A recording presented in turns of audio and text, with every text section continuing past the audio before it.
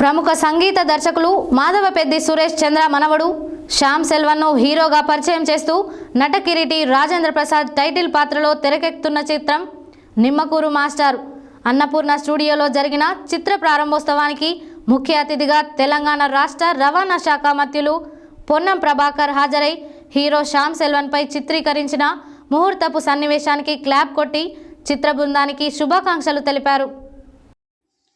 ప్రముఖ సంగీత దర్శకులు మాధవపెద్ది సురేష్ చంద్ర మనవడు శ్యామ్ సెల్వన్ను హీరోగా పరిచయం చేస్తూ నటకిరీటి రాజేంద్ర ప్రసాద్ టైటిల్ పాత్రలో తెరకెక్కుతున్న చిత్రం నిమ్మకూరు మాస్టారు.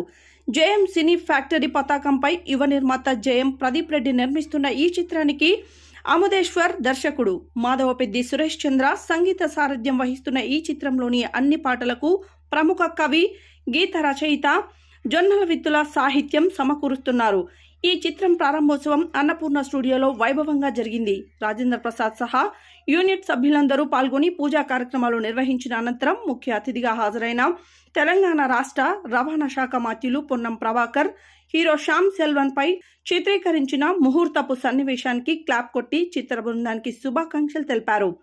అనంతరం జరిగిన మీడియా సమావేశంలో సంగీత దర్శకులు మాధవపెద్ది సురేష్ చంద్ర, గీత రచయిత జొన్నవిత్తుల, చిత్ర కథానాయకుడు శ్యామ్ సెల్వన్, నిర్మాత జేఎం ప్రదీప్, దర్శకుడు అముదేశ్వర్ పాల్గొని చిత్ర విశేషాలు వెల్లడించారు.